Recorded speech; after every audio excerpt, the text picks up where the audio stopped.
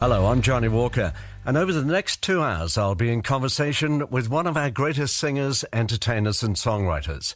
His voice is just as distinctive and strong now as it was in the 60s and 70s with the Jeff Beck Group and the Faces. Rod Stewart has broken chart records on both sides of the Atlantic, with huge numbers of top 10 singles and albums, and worldwide record sales of over 100 million. We'll talk in depth about his love of his homeland, his family, football, long-legged blondes, the armed forces, that famous Stewart luck, and his triumphant return to songwriting. Since we last met, Rod has released 2 albums and written his autobiography, so there's going to be a lot to catch up on. Above all, he's great company, hugely enthusiastic, very entertaining, and not afraid to comment on his past and take a good laugh at himself. I stood up straight and sang for the record company man. My enthusiasm filled the room.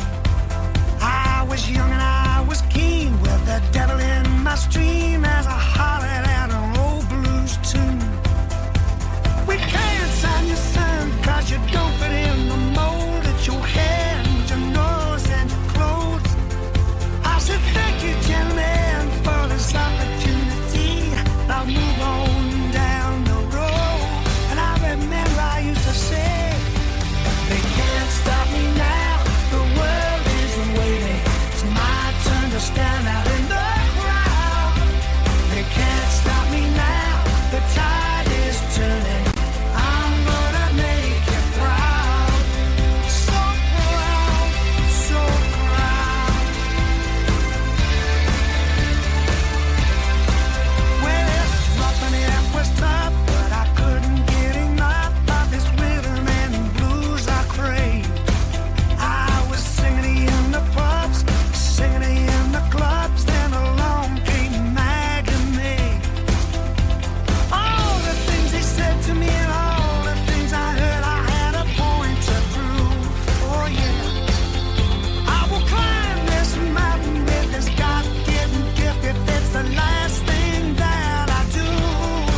And I remember thinking, they can't stop me now, the world is waiting. It's my turn to stand out in the crowd. They can't stop me now, the tide is turning. I'm gonna make you proud. So proud, so proud. Can't stop me, the tide is turning. I'm gonna make you proud. Born to ramble, born to sing, in a new world of rock and roll. One man in particular filled my heart with pride, and he fired up my soul. Oh yeah. Thanks for the faith, thanks for the patience, thanks for the help and a hand. Thanks for the love, thanks for the guidance, thanks for the taunt and pride.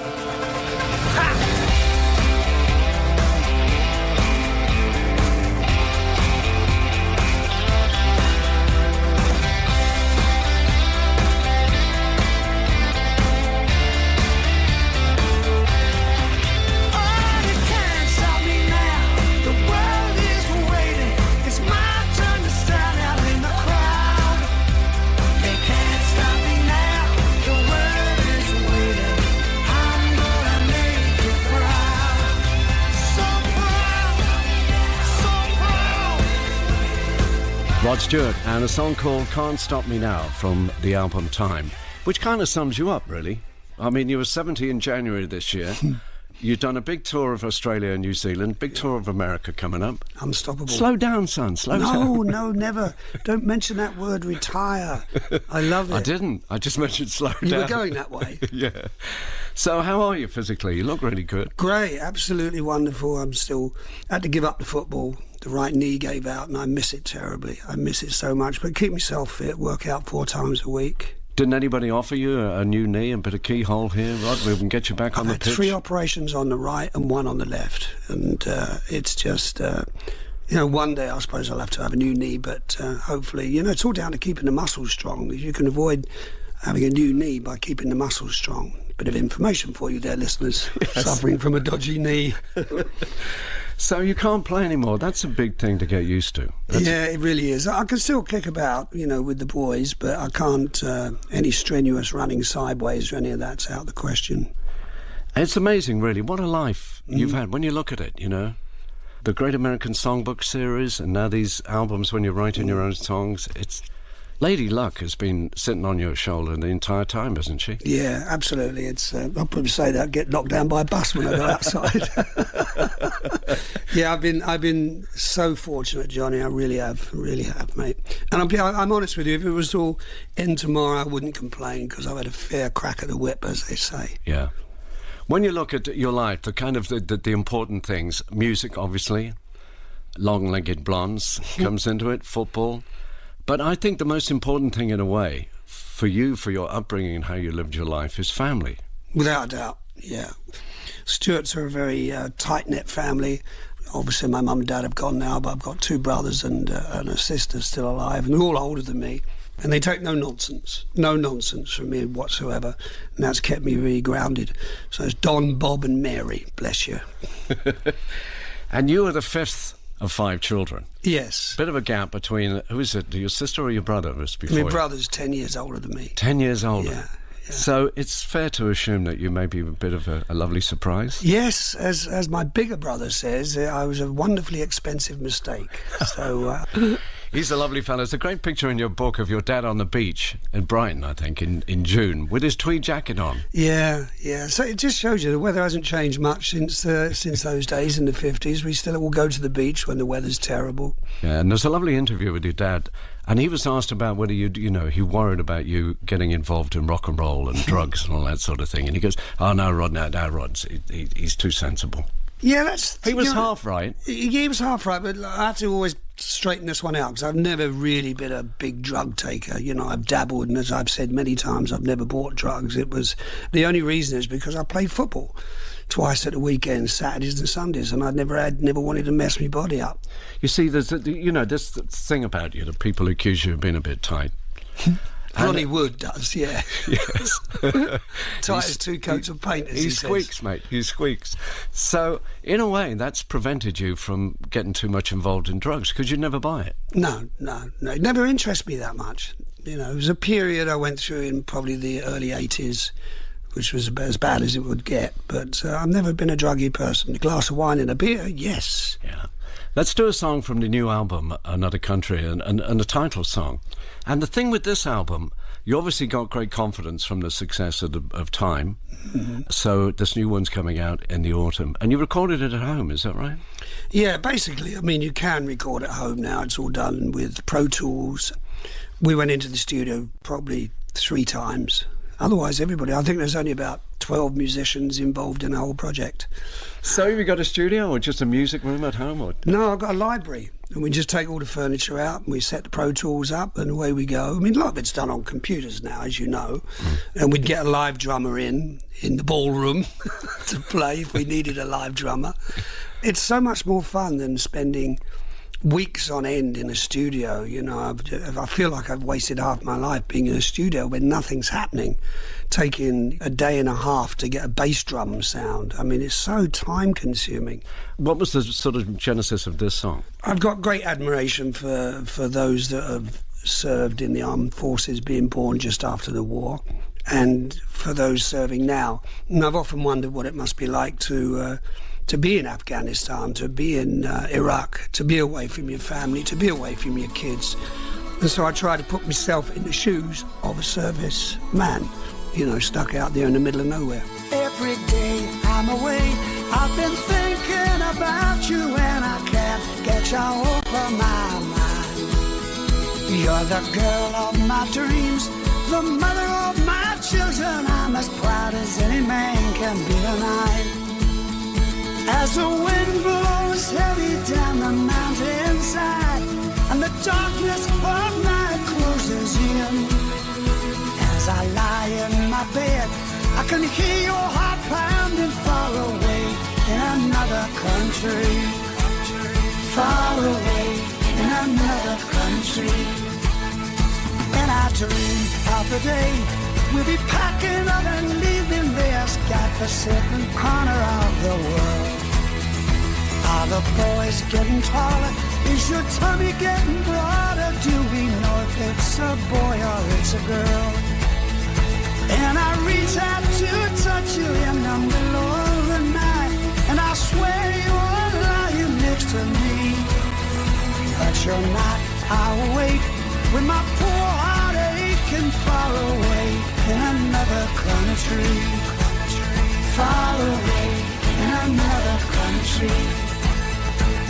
One of these bright sunny days, I'll be coming down the road again. My journey at an end. God bless you until then.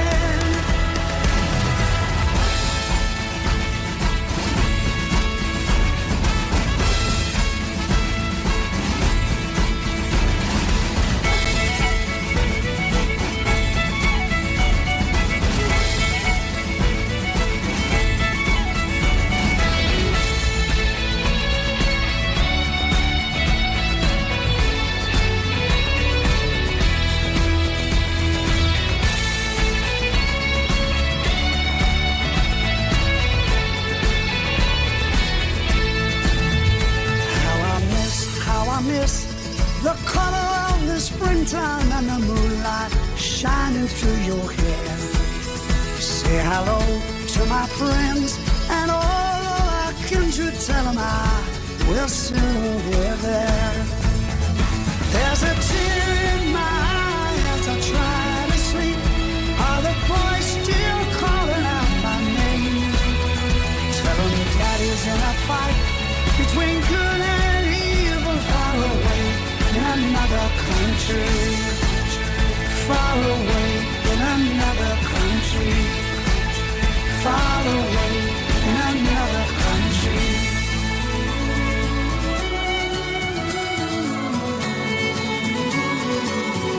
Oh yeah.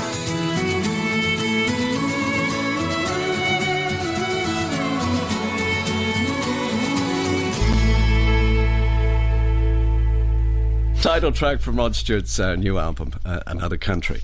There was a time, I guess, when you began doing solo albums, because you've been with a lot of bands, and it'd been a while, you know, you've been on TV, had kind of moderate success, you could always earn a few bob by singing, but the success had eluded you. Did you start to think maybe it's not going to come? All depends what you mean by success. I never dreamt in a million years it would go on this long, and internationally, let's put it. In those days, you just wanted to make music. I think sometimes with musicians now as an excuse not to go to work, you know, get in a band and don't do anything. But with us, and I speak for myself, it was a burning ambition. You lived and breathed it. You dreamt about it. All you did was listen. For me, Sam Cooke, Otis Redding, and The Temptations, and Muddy Waters. I mean, Long John Baldry gave you a wonderful helping hand. Because and anybody else who's, you know, heading a band and gets this hot new vocalist in, they sort of keep him back a bit. Hey, mate, you're stealing my thunder. You know, there's not a day goes by but I don't think about Long John and what he did for me. He was instrumental in getting me started. Taught me so many little tricks, you know, about being on stage and being in front of an audience. And we owe him so much. I mean, he was a guy that, him and Alexis Corner were the guys that got the blues going in this country. I mean, we were oblivious to the blues up until those days with, you know, Cyril Davis and John Mayall. And how did you come across the soul music? Well, it was a natural progression, really, I suppose. I started off listening to folk music on Brighton Beach, playing the guitar, and then moved on to country and soon followed by rock and roll. Then I fell straight in love with soul music. Because you used to go down the weekend to Brighton with the guitar and just hang out and sleep under the pier. Yes, indeed, I did. You couldn't do that now, could you? No, we were called beatniks in those days. Good learning experience, though, it really was. Yeah. Well, one of the songs that really changed things a bit was Handbags and Glad Rags. And the great thing about yourself, you've written a lot of your own material, but you can spot a good song. Mm. And you sort of hear it, you file it away, and you think I'm going to do that one day. Yeah, exactly. That's exactly what I do. Just make a little list of all the songs I wanted to do. But thankfully now I'm writing songs. I don't know what happened in the between time since the last song I wrote, which was about 15 years ago, until these last 2 albums. But it's amazing. I thought the art of writing songs had left me. I thought it's gone. You've lost your touch. You're too old or whatever. But it seems to have come back. Thank goodness. Ever seen a blind man cross the road, trying to make the other side?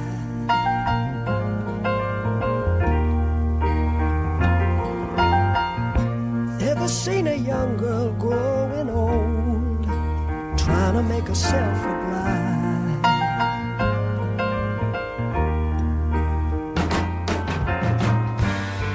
So what becomes of you, my love? Stripped you on the handbags and the glad rags that your granddad had to sweat so you could buy.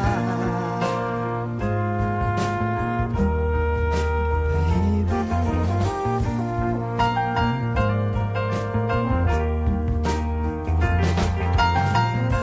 once I was a young man, and all I thought I had to do was smile.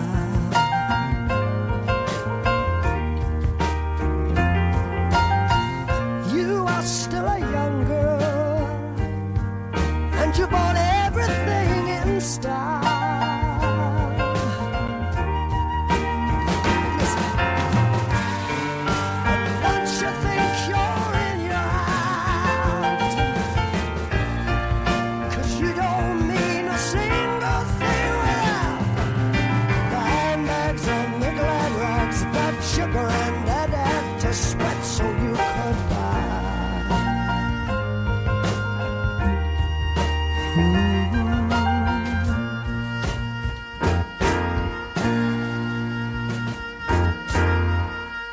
Sing a song of sixpence for your sake, and take a bottle full of rye.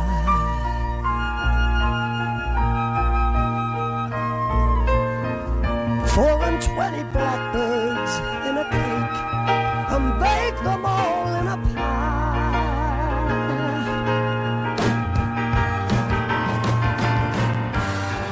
They told me you missed school today,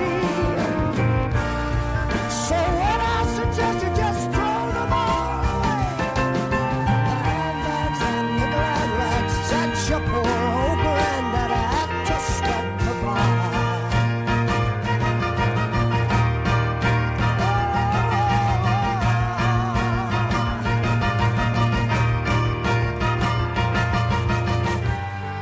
They told me you missed school today, so I suggest you just throw them all away. The handbags and the glad rags that your poor old granddad had to sweat to buy.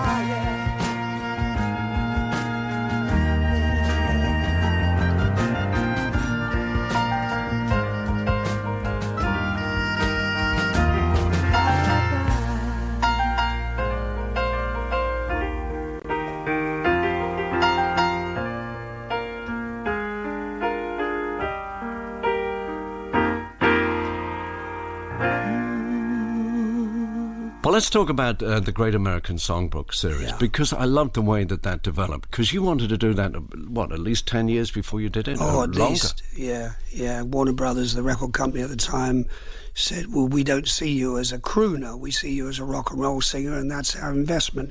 And you know what? They were probably right. I don't think I was good enough to handle it way back then. After the throat operation I had, my voice dropped down an octave, and I think it suited the music more. So then there's the wonderful producer Richard Perry, who worked with Carly Simon. His house is a good place to go to late at night. Perry's Pub. Oh, Perry's Pub, yeah. It's closed now. He moved. Yes. Oh, yeah, the stories that went on there, mate, was a wonderful, tremendous guy. But that was the beginning of the discussions about doing standards. Yeah, we had many interests in common, but the most common one was the fact that we loved the standards, we loved the Gershwins, and we just started messing around with them, and we did 4 or 5 songs, but we recorded them in a very modern fashion with synthesizers and drum machines and strange sounds. Took it to Clive Davis, took it to a lot of record companies, and they all turned it down, and we took it to Clive Davis, and he said, I like the songs, I think Rod can sing the songs, but not those arrangements. Let's go and do it the traditional way. So that was it. We were off and flying. There was a good meeting in Bungalow 6A at the Beverly Hills Hotel.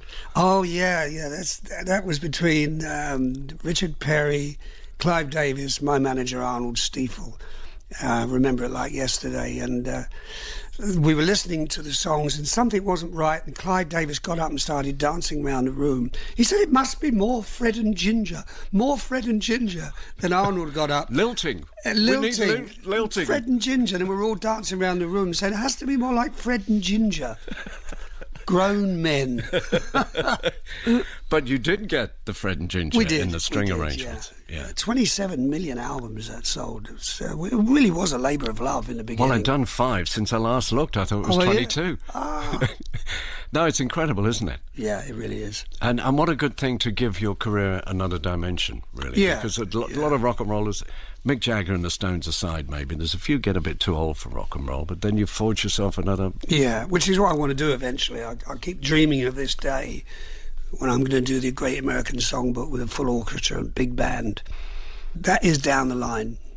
Was that just for a video then? And there is an orchestra and you in the top, in the suit, the top and tails and all that? We actually took it out on tour, and the first half of the show would be all the rock and roll stuff, and the second half would be all the standard stuff. But the two never mixed. They never came together. Some poor old couples that came to the show, and we'd start off with hot legs, and you could see the blood coming out of their ear holes. So I've kind of dipped in and out of your autobiography. I can't claim to have read every word, but what I've read I've really loved. And I'm told there's a whole chapter on hair. You've been very lucky with the Barnet, really, because, you've spent years backcombing it and spraying it and all the rest of it, but it still seems... Have you had to spend a few Bob Elton style on No, Barnet? this is all natural. It's all still in there, yeah.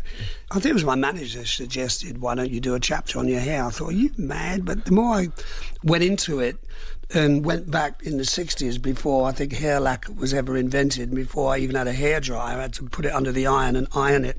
There were some great stories, really great stories. So it was worth a chapter. Yeah. No, I've been blessed when it comes to the old Barnet. Comes from your dad, doesn't it? No, he was a bit bald, when he was in his 80s, so maybe it will come to me eventually, hope not. What were those 3 things your dad said a man should have?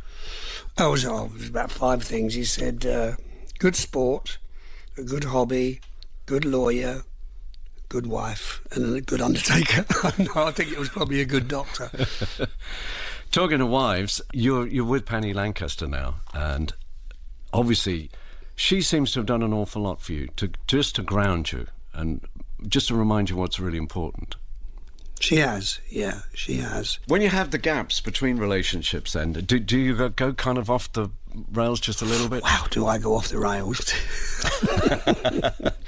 No, there was only one gap, a little gap of when I broke up with Rachel, and I felt, I just didn't want to get into another relationship. It just didn't feel right. I've had enough of marriage, and then Penny came along. In actual fact, I wish I'd have married her 5 or 6 years before I did. Let's talk about Los Angeles. And had you met Britt Eklund before you moved to LA, or was that No, I'd never met her before. We were brought together by Joan Collins, Dame Joan Collins now. We were doing a Faces show at the Forum, and she brought Britt along, and we hit it off, and that was it. She doesn't speak too fondly of me now, Britt. Oh, that's a shame. And why might that be? I've got no idea, Johnny. You got any idea? But she did an awful lot for you, didn't she? Yeah, she made me wear makeup. Yes, she bought a... Are you Phyllis or Sharon? I can never... I'm Phyllis. You're Phyllis. And Elton Sharon. Yeah. So she definitely brought out the Phyllis. Yeah, it was so funny. 'Cause actually, everybody was wearing makeup in those days, the early 70s. I must admit, I overdid the eyeshadow, so much so that when I walked in to see the band before a show, they'd all go, "Avon calling!" But not only the makeup, there's a picture in the book, photo in the book, of you're just wearing almost identical white briefs.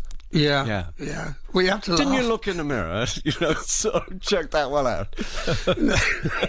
But it was all good for the image, I suppose. Yeah, For the but do you think I'm sexy period? Yeah, well, we thought we looked good, and that's why I put in the book, you got to laugh. I mean, some of the outfits we wore, it's just, they were all good in the period. Does it mean you've got a strong feminine side that hadn't been brought out before? Oh, I think so, yeah. I'm very proud of my feminine side. I don't mind going shopping for the odd napkin. So, do you think I'm sexy? It's been a bit unfair to you, that, because you are talking about a character. It's kind of a third-person song. Yeah, exactly, But obviously, the way the record company made the video, with girls falling all over you and stuff like that. Mm. But it was your biggest selling record, wasn't it? The fastest selling record in Warner Brothers history until I think the Madonna one came on. Yeah, probably was. There was a period from 79 to 80. I felt like I was wearing a pink lavatory seat around my head. It was a burden. But nowadays, I play it and people love it all around the world because it sums up an era in music. So they love it. It's almost like a national anthem of the disco era. Did you like disco? Or did you think I've got to do a disco? I thought some of it was great. I thought some of it was some of the stuff that Chic did in that period and all those bands. It was real clever stuff. Lyrically it was very weak, the YMCA and all those bands, but it was happy music. That's good enough for me. Yeah.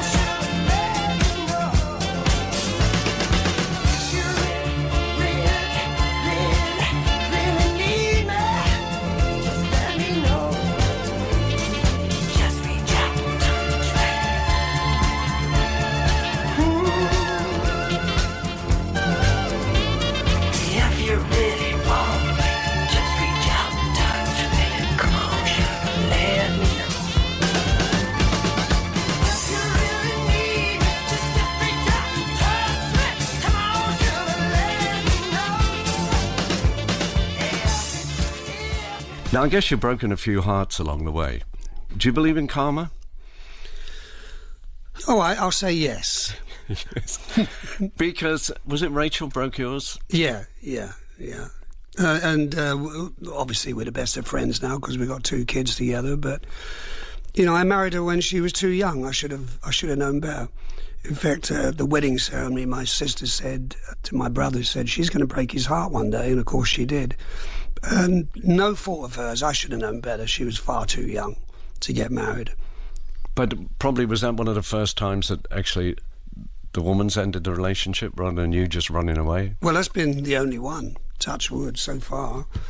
And she was quite right. She just felt she was living in my shadow. She hadn't done enough growing. It just took her a few years to admit it, you know. But it was seriously heartbreaking. Giles Smith. I think it's very important that you have someone that not only shares your humour, shares the music that you love. I mean, Giles writes for the Times, and he's a great football man, and we get on really well. And he was just brilliant. He took everything I wrote and just made it sound sense. So it wasn't interviews, you actually sat down and did the writing? Oh yeah, it was interviews, it was everything. Yeah. Interviews, sat down with him for hours and hours and hours. Because writing doesn't come naturally to you, does it? Songwriting doesn't, no. I don't know why. I mean, it's, you know, I'd have to bring this fact up. I've written, 12 songs for this album. It's just phenomenal. I don't know where it came from. I really don't. Because there was a producer who said to you, well, Rob, what you need to do is go off and get a cottage in Scotland on your own with an acoustic guitar. No, go there for a couple of weeks. That wouldn't work with me. Songs come to me from everyday life, just walking around the streets, listening to people talk and singing about what you know. I think every songwriter says that, but it's absolutely true. So I've written songs, there's one on there about my 4-year-old boy, putting him to bed. There's one on there about, the growing up in London just after the war. From what my brothers and sisters told me, I garnered all their information and turned it into a song. So and there's even a reggae song on there. It's my first ever reggae song. Your very first one? Yeah. Wow, what prompted that? I don't know. It's just, I can't tell you. Just thought it was time? Just thought it was time, yeah.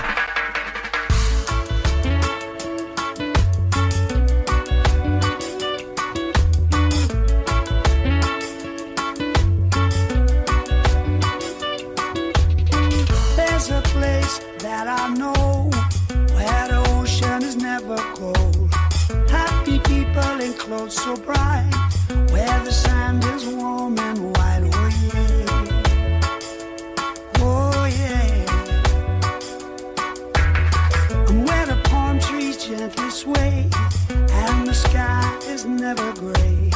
All day long they sing the song, with simple words that roll along. Love and be loved.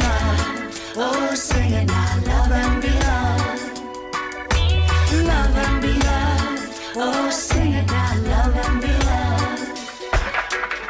On the beach at the Cocoa Bar, little Jimmy, he plays guitar. He sings, all the riches you may possess may never bring you happiness. Oh, yeah. Oh, yeah. So reach out and help the man whose luck is down and needs a hand. 'Cause everything means nothing at all if your heart is empty and cold. Love and be loved. Oh, sing it now, love and be loved. Love and be loved. Oh, sing it now, love and be loved. In a world divided by indifference, we must teach our children the meaning of commitment. Oh, yeah, yeah, yeah. Oh, yeah.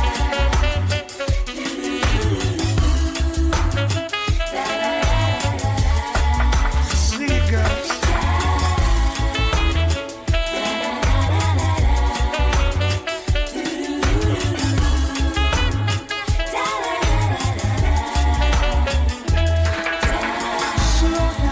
And take your time. Life can change on one slim dime. What you give is what you get. So my friends, never forget to love and be loved. Oh, sing it now, love and be loved.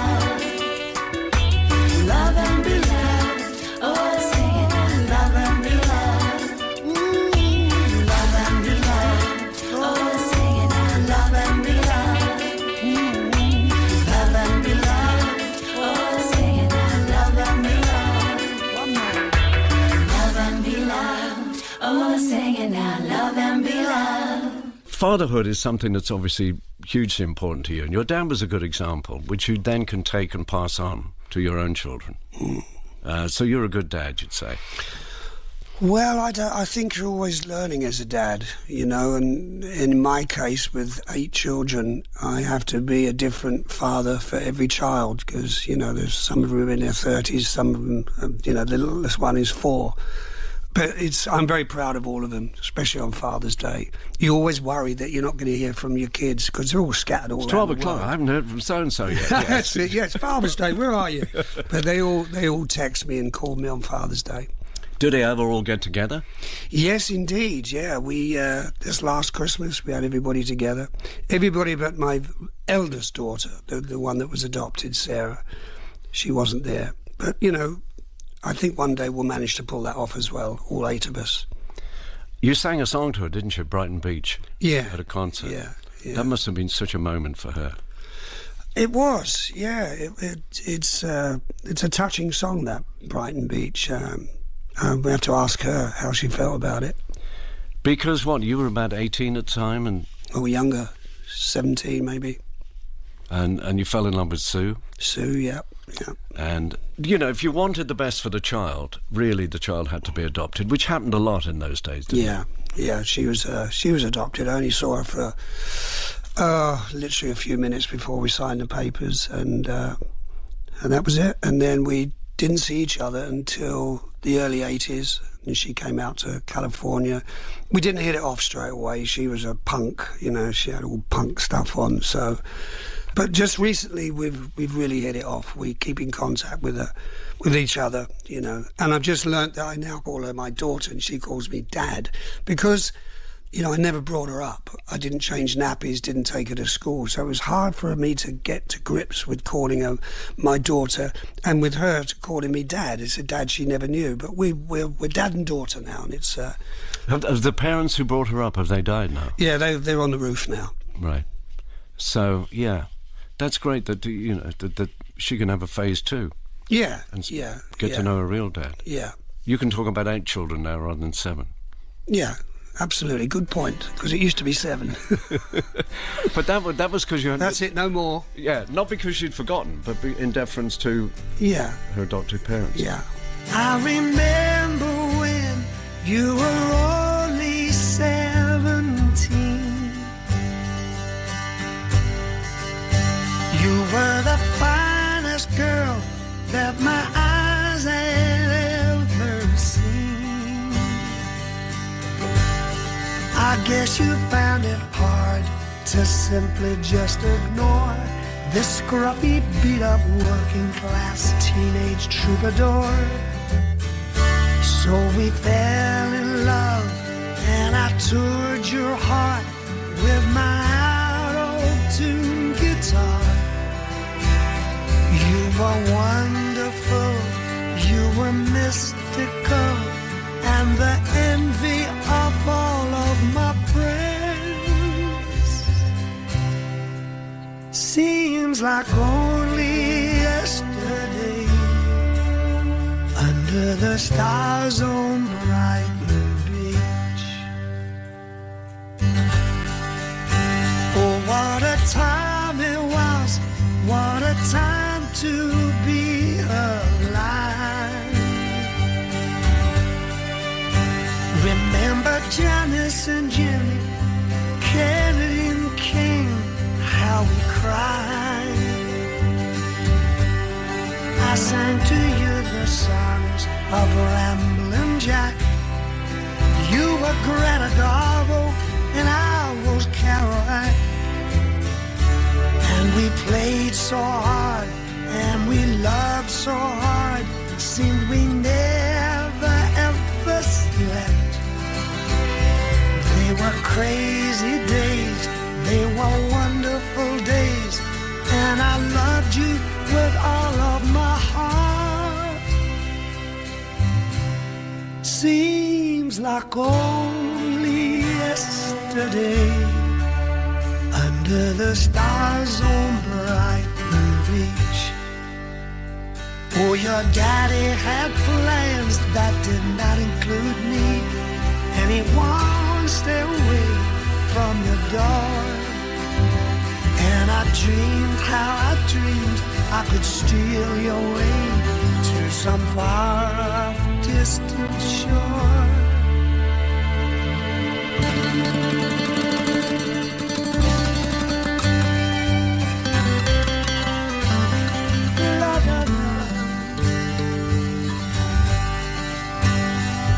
Then early one morning I woke to find you gone.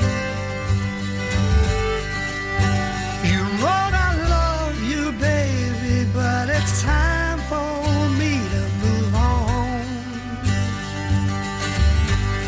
And so my teenage heart lay scattered on the floor. I swear to God I could not have loved you anymore. And as I sit here tonight playing with my kids, wondering where you are in this world. Did you find your man? Are you happy now? Do you ever stop and think about me?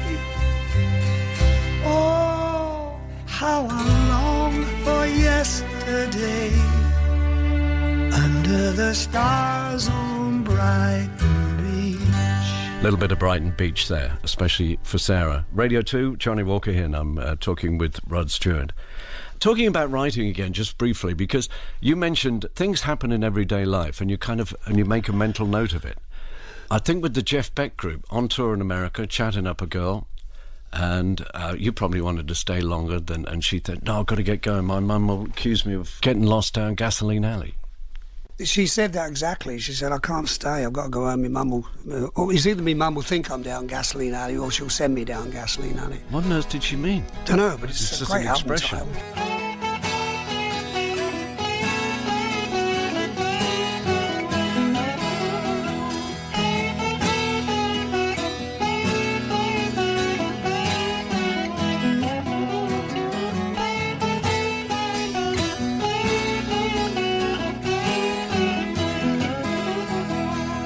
I think I know now what's making me sad. It's a yearning for my old backyard. I realized maybe I was wrong to leave. Better swallow up my silly country pride. Going home, running home, down to Gasoline Alley where I started from. Going home and I'm running home, down to Gasoline Alley where I was born. When the weather's better and the rails unfreeze and the wind don't whistle around my knees, I put on my weather suit and catch her in the train. I'll be home before the milk's upon the door. Going home, running home, down to Gasoline Alley where I started from. Going home and I'm running home, down to Gasoline Alley where I was born.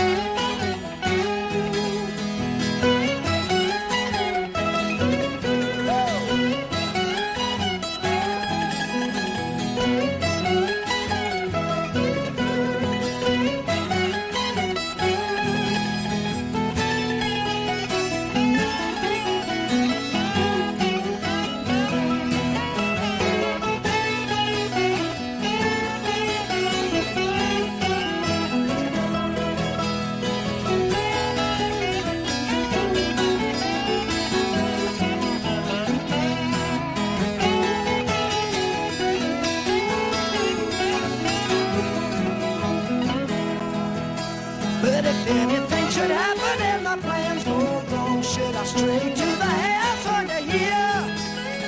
Let it be known that my intentions were good. I'd be singing in the alley if I could. And if I'm called away and it's my turn to go, should the blood run cold in my veins? Just one favor I'll be asking of you, don't bury me here, it's too cold. Take me back, carry me back down to Gasoline Alley where I started from. Take me back, won't you carry me on down to to gasoline, anywhere I started from.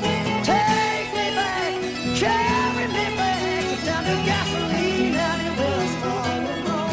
Take me back, carry me back down to gasoline, anywhere I started from. Take me back, carry me back down to gasoline, anywhere I started from.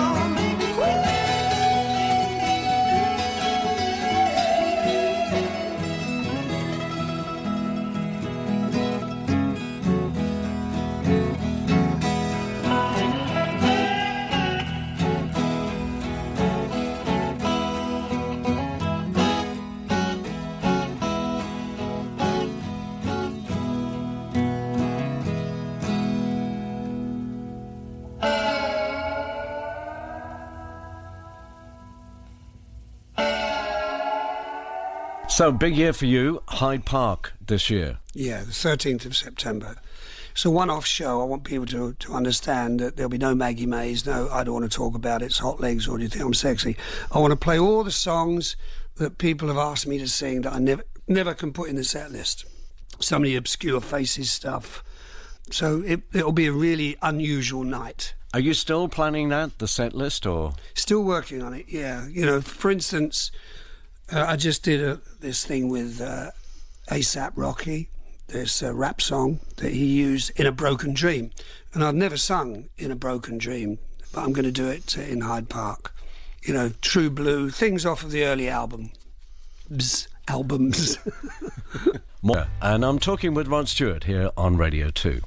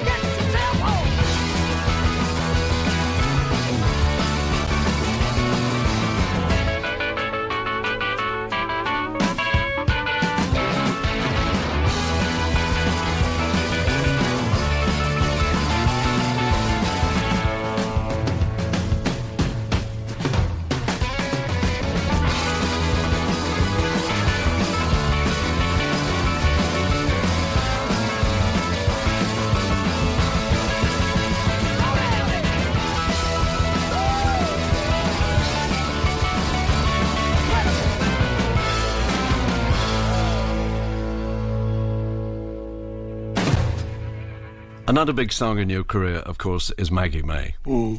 Unbelievable song, really. But one that you nearly left off the album. You didn't think it was that much of a go, really. Yeah, it was Mercury Records, 1971, and I'd only recorded 9 tracks, I think it was, and they said, we need another track. So I said, well, I've got this whole thing floating around, I'll go and finish it off. And I gave it to them, and they said, oh, well, that'll do. So they bunged that on the album, because it didn't have a sing-along chorus, you know, which in those days you had to have. And it was long. It was, yeah, it was for a single. And they put out Reason to Believe as the A-side, and Maggie was on the B-side, and it was a DJ in Cleveland that decided to turn it over and play Maggie. Very hard to play anything over 2.5, 3 minutes on Radio 1 in those days. So, yeah, tell me about it. Yeah. But it was loosely based on a true story. This, an older woman. Was this the Bewley Jazz Festival The Bewley situation? Jazz Festival, yeah. Yes. Yeah, in the early 60s. I was seduced. So hence, she made a fool out of you. She certainly did, yeah. I love the story about the drummer. Mickey Waller? Yeah, Mickey Waller, the late Mickey Waller.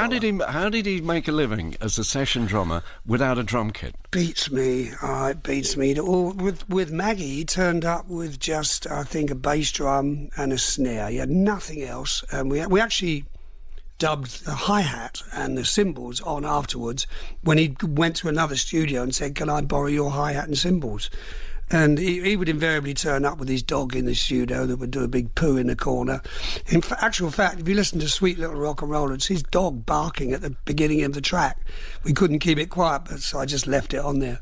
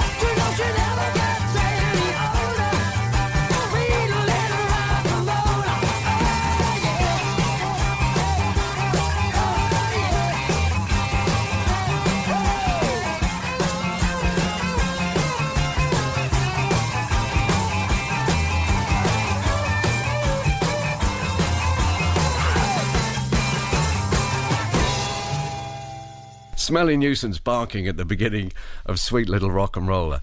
But going back to Maggie May, that's another piece really of the Stewart luck, because had it been the A-side, the record company said, well, we can't take it to radio at 5 minutes, 15 seconds, we've got to edit it.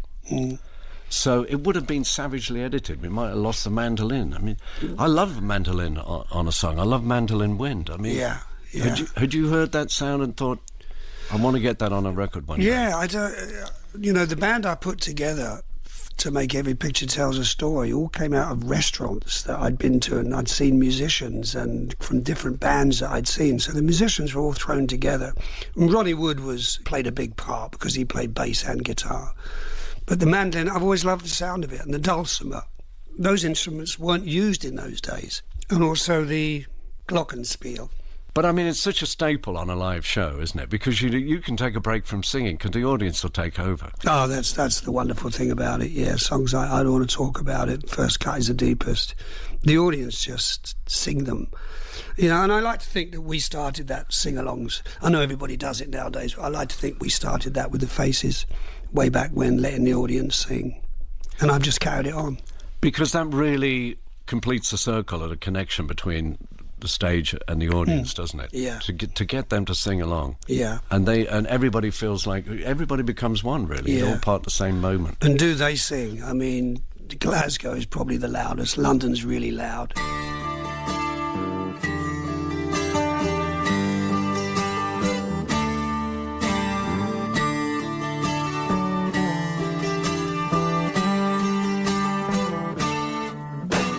Wake up, Maggie, I think I got something to say to you.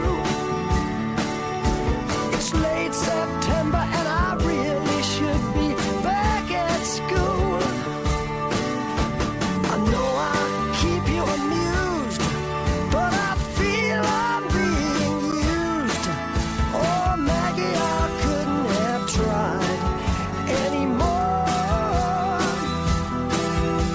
You led me away from home just to save you from being alone. You stole my heart, and that's what really hurts. The morning sun, when it's in your face, really shows your age. But that don't worry me none. In my eyes, you're everything. I laughed at all of your jokes. My love, you didn't need to coax. Oh, Maggie, I couldn't have tried anymore. You led me away from home just to save you from being alone. You stole my soul, and that's a pain I can do without. All I needed was a friend to lend a guiding hand. But you turned into a lover and mother. What a lover, you wore me out. All you did was wreck my bed, and in the morning kick me in the head. Oh, Maggie, I couldn't have tried anymore. You led me away from home, 'cause you didn't want to be alone. You stole my heart, I couldn't leave you if I tried.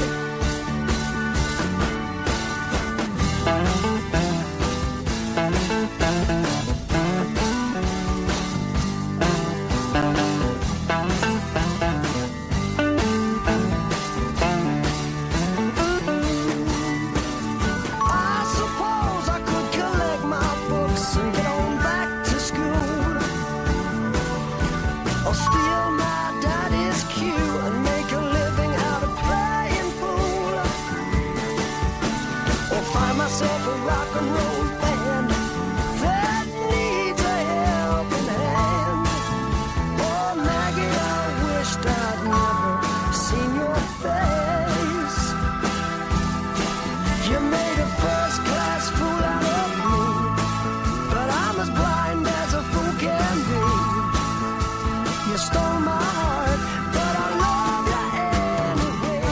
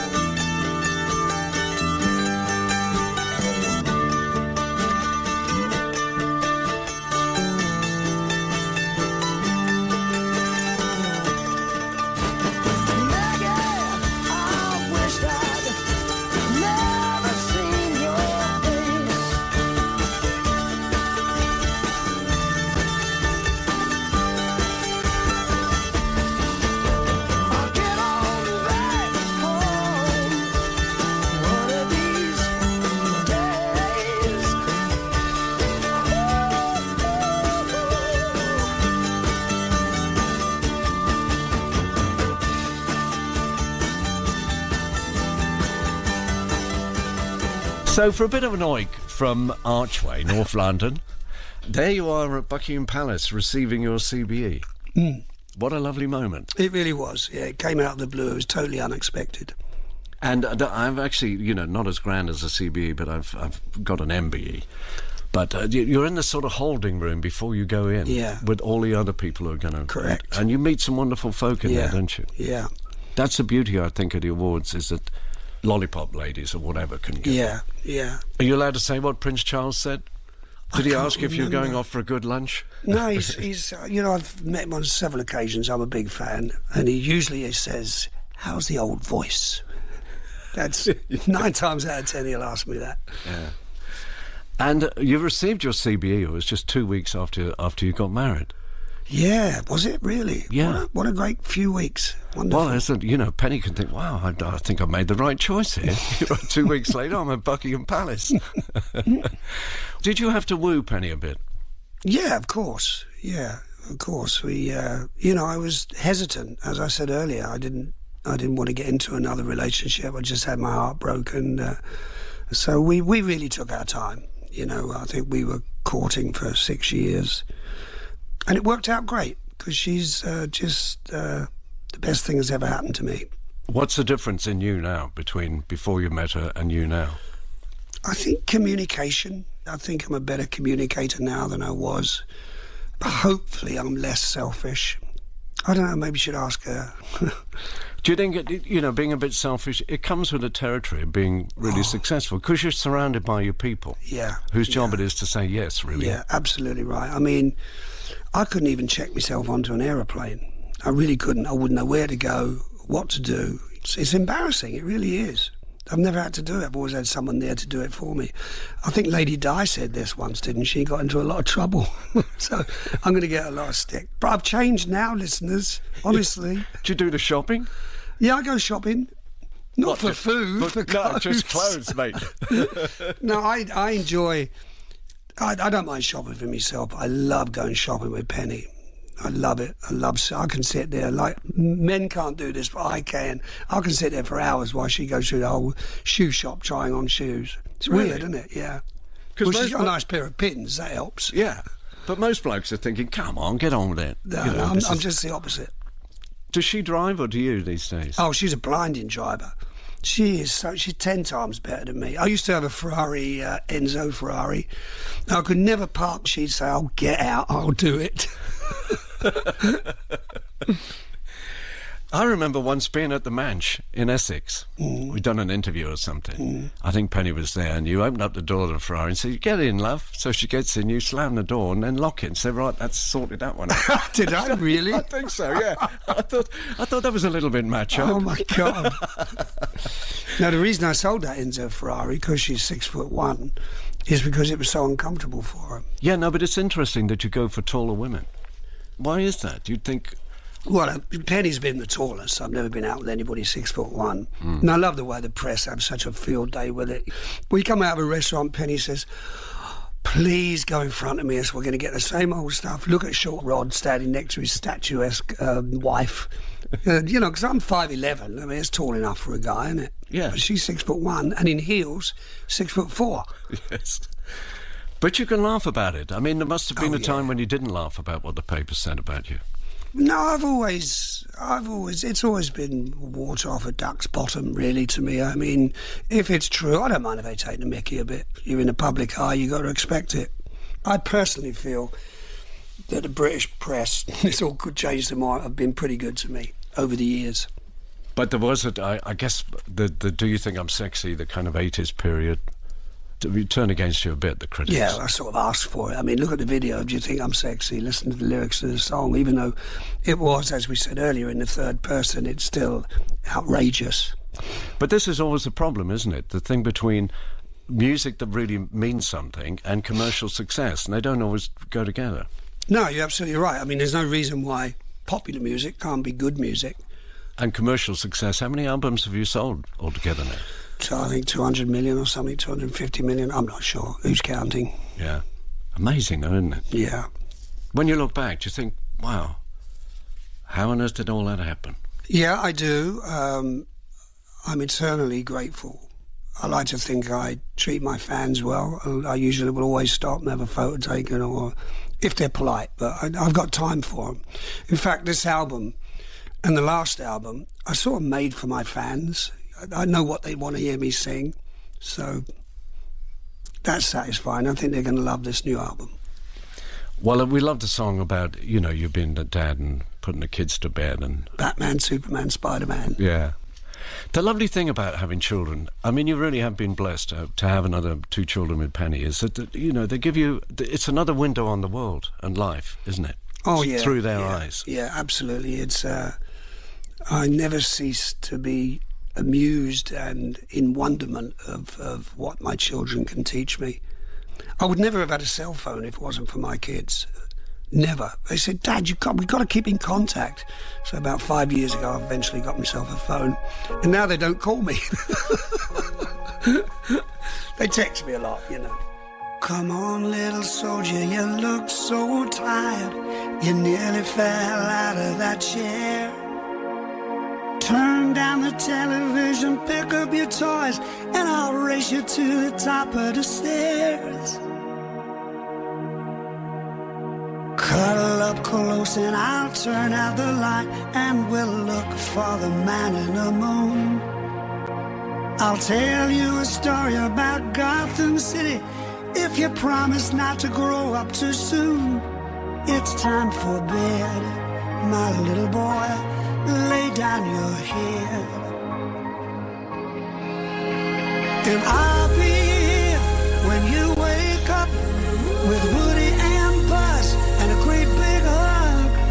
I'll be here when you wake up with your shoes and socks and a house full of love. Batman, Superman, Spider-Man. Ooh, yeah. Batman, Superman, Spider-Man. My daddy told me stories when I was a boy about castles, kings and knights, Bonnie, Prince Charlie and football teams, and ships that disappear in the night. It's time for bed, my little son, lay down your head. Ooh, and I'll be here when you wake up with Woody and Buzz and a great big hug. I'll be here when you wake up with your shoes and socks and a loving cup. You are my life. Yeah, you are my life. Now you're sleeping and the house is quiet. We got a lifetime to share, and I'm gonna be the best dad I can be, and I ain't going nowhere, nowhere. Batman, Superman, Spider-Man. Batman, Superman, Spider-Man. I know you're missing your mama tonight. You're the sunshine in the day, but sometimes things don't work out in life. Grown-ups are funny that way. Oh, lay down your head, my beautiful boy. Lay down your head. And I'll be here when you wake up with Woody and Buzz and a great big hug. I'll be here when you wake up with your shoes and socks and a great big hug. I'll be here. Now don't be afraid. Batman, Superman, Spider-Man. Batman, Superman, Spider-Man. Batman, Superman and Spider-Man from Rod Stewart's new album called Another Country. So they persuaded you to get a phone. Yeah. Smartphone? Do you do emails? Did you ever tweet? I'd get someone to tweet for me. I can't be bothered. Yes. But, you know, I use I email a lot, obviously. A huge amount of emails I receive and have to send out. So We Can Win, another track from the new album. Yeah. What is that? Is that about football? Is that about life? It's basically about sport, but if you zero in on it, it's about football and the will to win, and just that being a great football fan, what it's like to be a fan, walking up to the stadium, you know, for an evening kickoff and seeing the floodlights and the anticipation and the nerves. It's just, I can feel it now. It's brilliant. So I put it all in a song, and you'll hear in the middle of it, there's a breakdown. You'll hear all the Green Brigade, which is the Celtic supporters up in Glasgow, singing. So that song means a lot to me, being a big Celtic supporter. We can win, there's no doubt about it. We can win with faith in our hearts. Oh, we can win. Stand up and shout it, all the world will know. Whoa.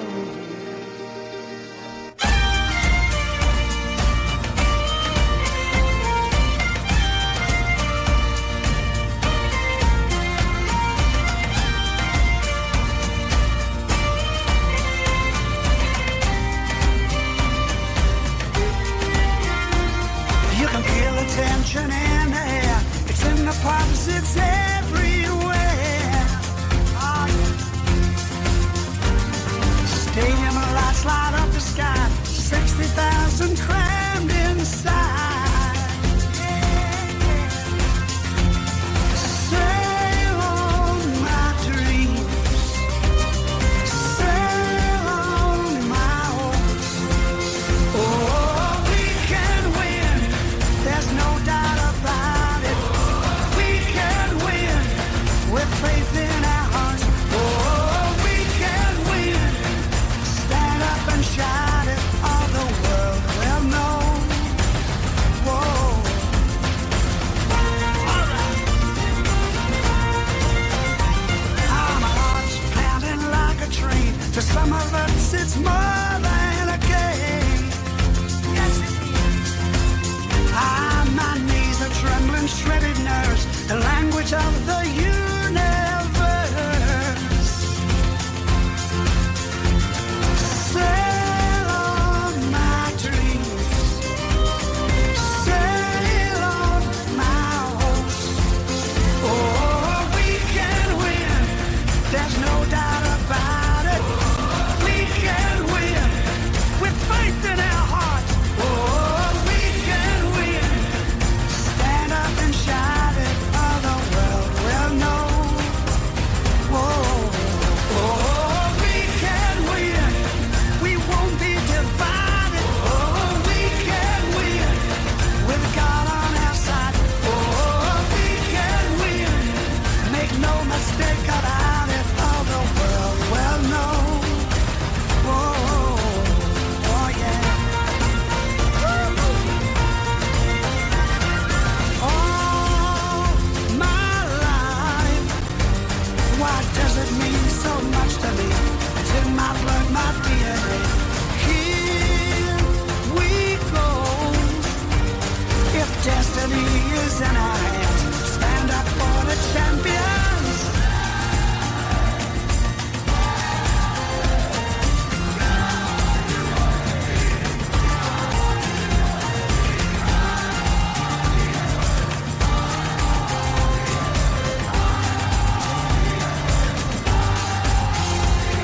Sail on my dreams, sail on my hopes, sail on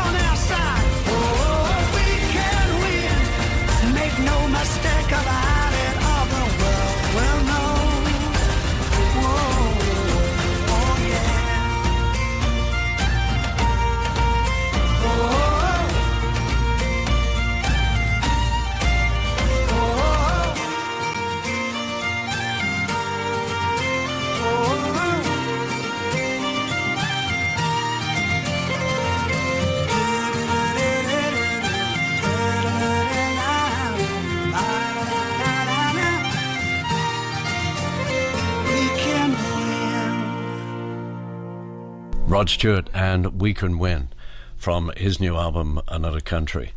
Yeah, it means a lot to you I mean, you plan your year with your manager around the dates. You know, let's get the football ones in the diary first. Yeah. Then we'll see where we can do some shows. Yeah, that's the way it is, and that's the way it's always going to be. Like next June, Scotland get through to the Euro finals, and everyone's saying, well, no, you've got a tour next June. This is 2016. Hold on, because if we get through to the finals, I want to support the team. Do you like the fact that your life is planned that far ahead? So you kind of know what's happening? Yeah. Don't you miss a bit of spontaneity, or is there enough room for... Plenty of spontaneity in there. I mean, Penny and I'll escape for a couple of weekends and do whatever we want to do. You talked about communication, the thing that maybe you like to think you're better at now. Listening maybe is very important, isn't it? Oh, yeah.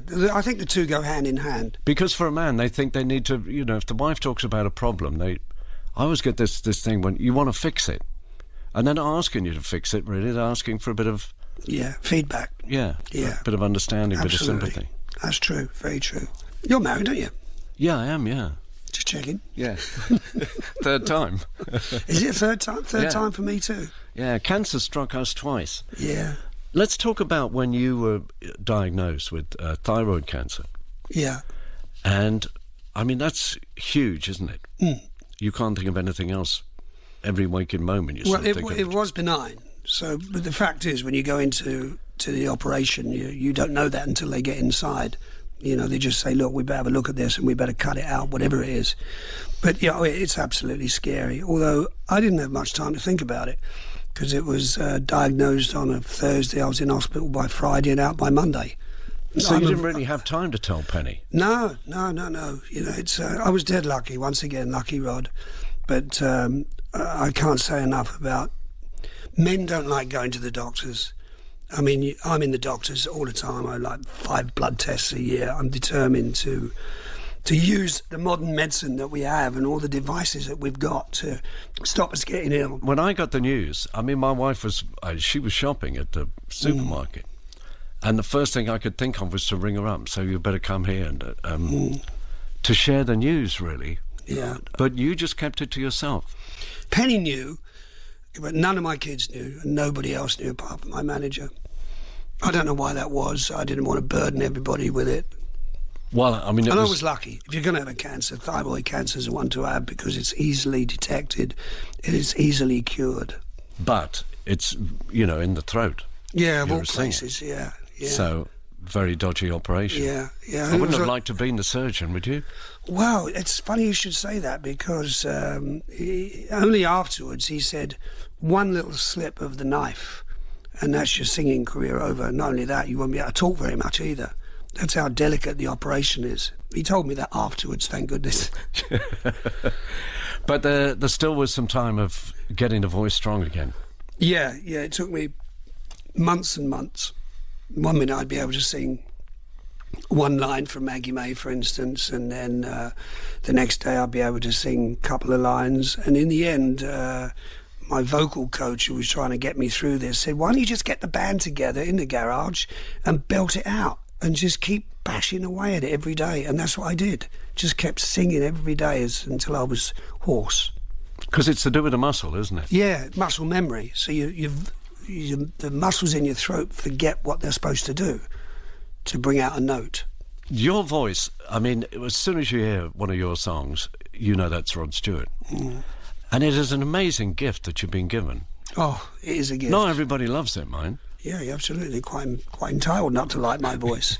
But it is a gift, and I say that so many times. I said that in the song that we started off with, Can't Stop Me Now, God's gift. It's all you can put it down to. If he gives you a gift, then you have to make the most of it, work on it, nurture it. Well, the great thing about the Songbook series, it gave you a chance to use it in a slightly different way, perhaps be more expressive. Yeah. Because, you know, it's great to have the rocker to get people in an audience at a gig and they're dancing and they're moving around, they're having a great time. But if you really want to touch them, it's a ballad, isn't it?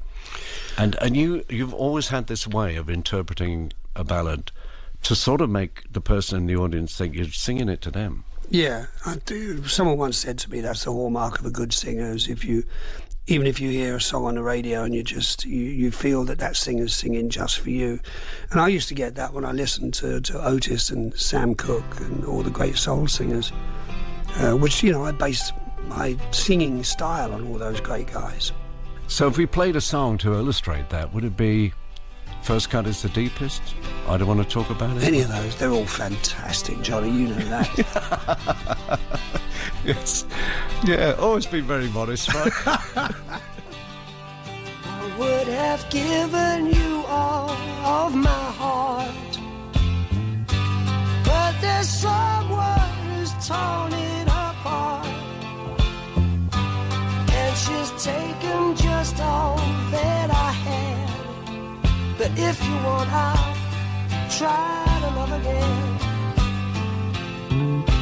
Baby, I'll try to love again, but I know the first cut is the deepest. Baby, I know the first cut is the deepest. When it comes to being lucky, she's cursed. When it comes to loving me, she's worse. I still want you by my side, just to help me dry the tears that I've cried. And I'm sure gonna give you a try.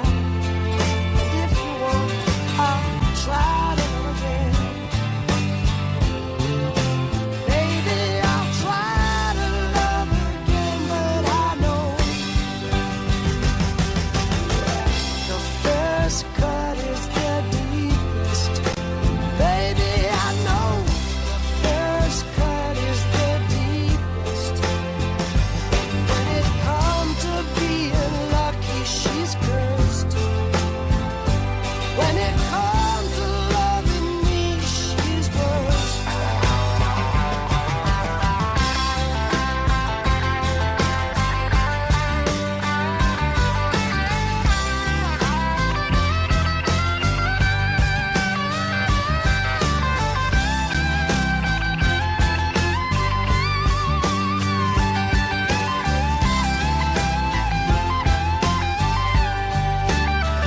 I still want you by my side, just to help me dry the tears that I've cried. But I'm sure gonna give you a try, 'cause if you want, I'll try to love again. Baby, I'll try to love again, but I know woo, the first cut is the deepest. Baby, I know the first cut is the deepest. When it comes to being lucky, she's cursed.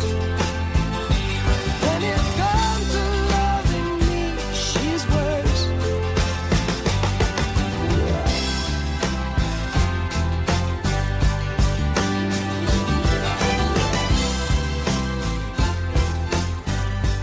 Rod Stewart and The First Cut is the Deepest.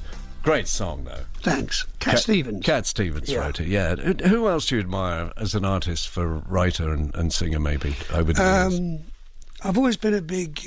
Steve Harley, I think, is a fine... I'm talking about lyricists that I look up to. Steve would be one, and Tom Waits is another. I think he's tremendous. Yeah, Downtown Train. Yeah. Wonderful yeah. song. See, that was an ideal example of taking a song and turning it on its head and turning it into something that was a bit more commercial. Because that melody that I sing in Downtown Train, I believe, you can play them back to back, wasn't there with the Tom Waits song. You added it in. Yeah. Yeah. So we talked a bit about, you know, your dad's advice about a sport, a hobby. Well, forget the lawyer bit. There's nothing good. Any good legal stories lurking around, mate? Football is the sport. The hobby's Yeah. got to be the trains. Oh, yeah, It's something I used to be embarrassed to talk about up until about 7 or 8 years ago when I decided to Come out. come out the closet with the model railways. And there's quite a few of us, you know. Phil Collins, Neil Young, Neil Young, I didn't know Jules that. Holland, Frank Sinatra Jr., to name but a few. Wow. But it's a wonderful hobby. It's three-dimensional. It's just gets me away. I go up in my attic in Beverly Hills and you don't play with them. People think you just turn them on and they're electric. You know, you build, the whole thing is built by hand. Every structure, everything. Because people don't realise, Ron, I am speaking to one of the few people that's ever graced the front cover of Model Railway magazine twice. 3 times. 3 times? Yeah, 3 times. That's got to be a Not world- me, just the layout, yeah. Okay, not They don't yourself. put a picture of me, they put a picture of the actual layout, yeah. But you must have so many trained. I mean, you obviously you shift freight. Yeah, we shift everything. I can and run people 13 trains.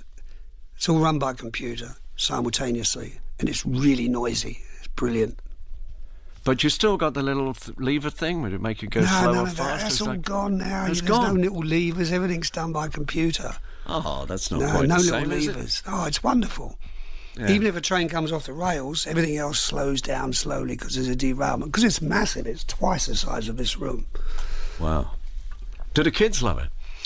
All of them, as they've been growing up, the boys always come up there and watch me, you know, Don't run touch it. trains. Don't you can You're look, don't absolutely touch. right. Don't touch. Especially the 4-year-old now.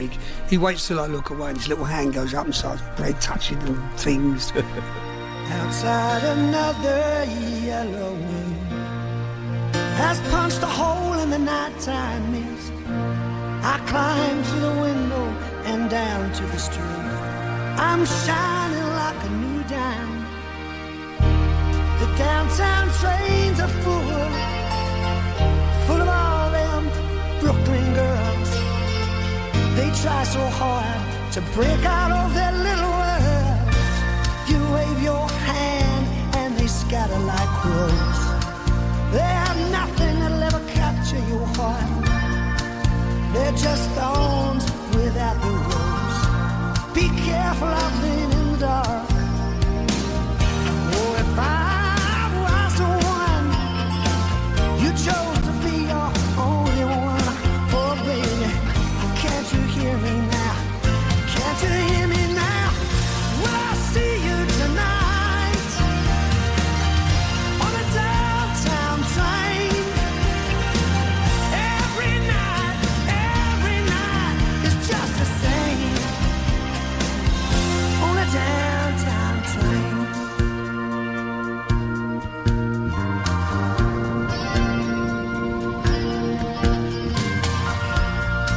I know your window and I know it's late.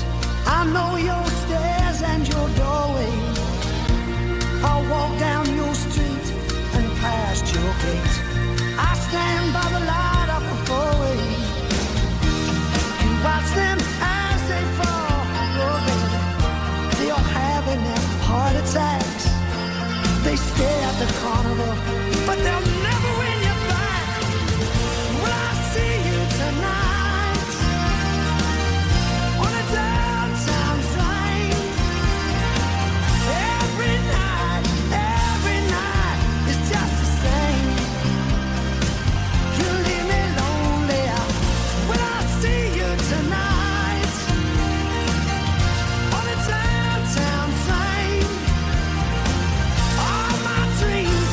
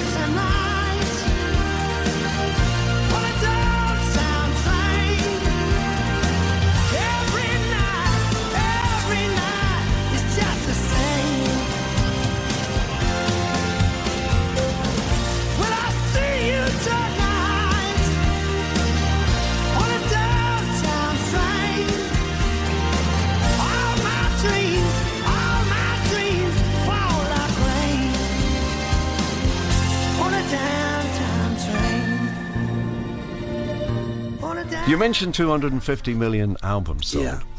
There's a few bob in the bank. Do you mind?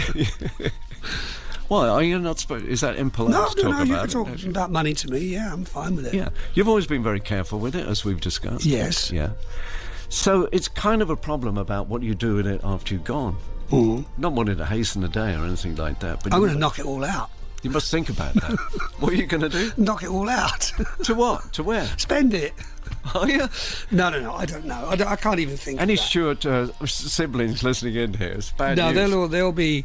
You could sling a bit Celtics way.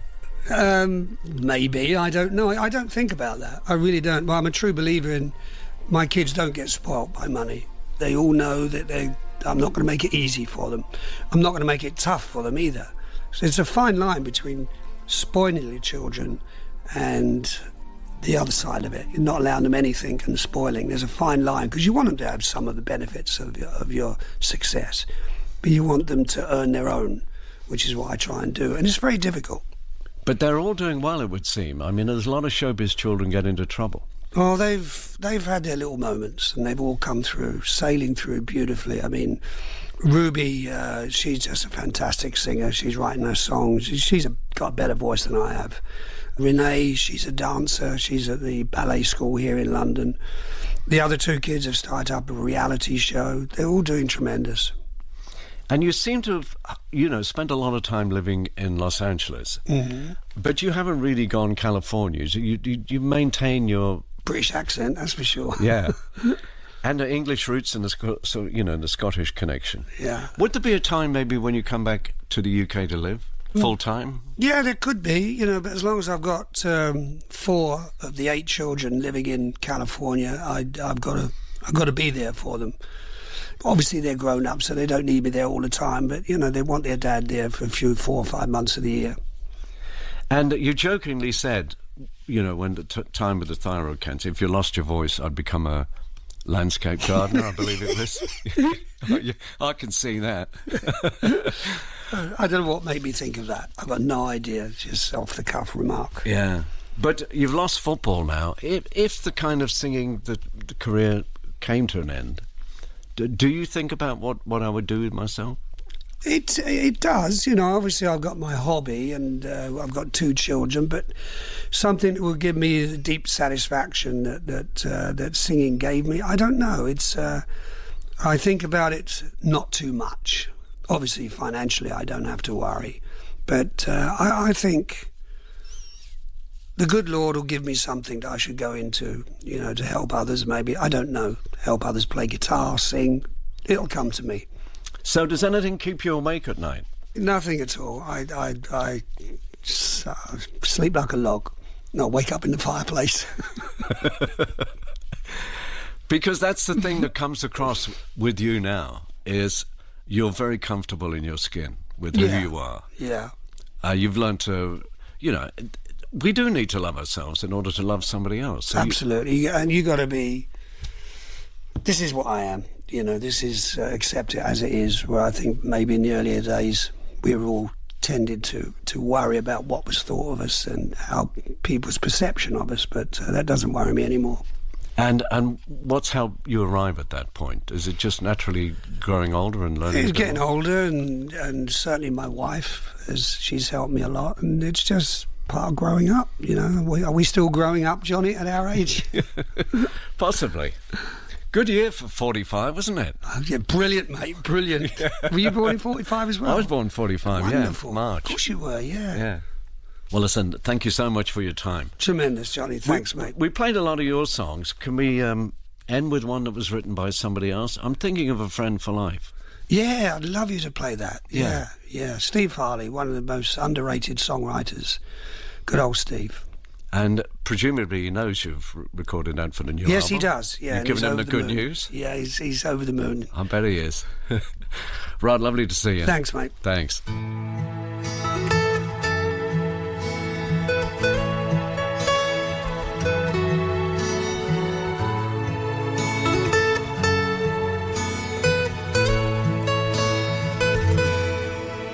Through a smoke-filled glass on a desperate night, When the sole of my shoe lets in the rain, when the heart's tired of running and the milk's gone sour, will your feelings still be the same? When the match won't light, so the flames don't tremble, and the years are condemning us too, I'll need a soulmate to hold me and a friend for life, and I'm hoping it might be you.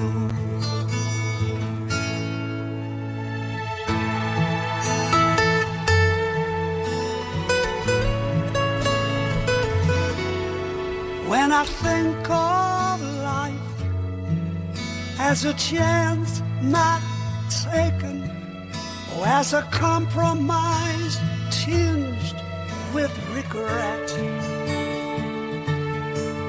when the kids leave for breeding and the TV's king, will you tell me we're not done yet? Will you think of me as a distant island, or will you come with me to the moon? I need a soulmate to hold me and a friend for life, and I'm hoping it might be you. Give me a silence and I'll keep the faith. Keep me in coffee and so safe, and I'll feed your cats and I'll paint walls, and I'll be your one night stand.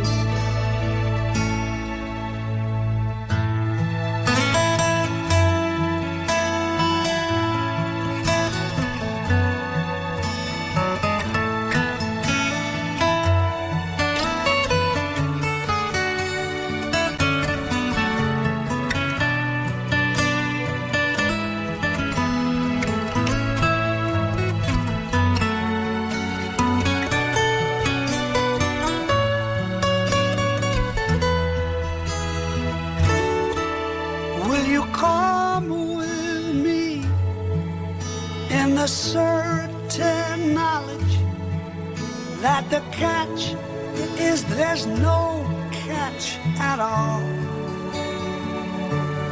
I'll need a soulmate to hold me and a friend for life, and I'm hoping it might be you.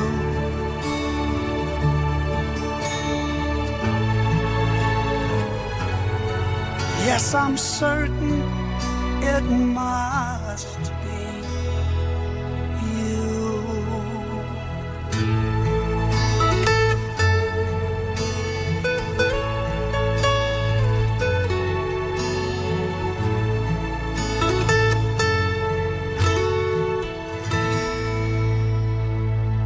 From the new album Another Country, that was A Friend for Life.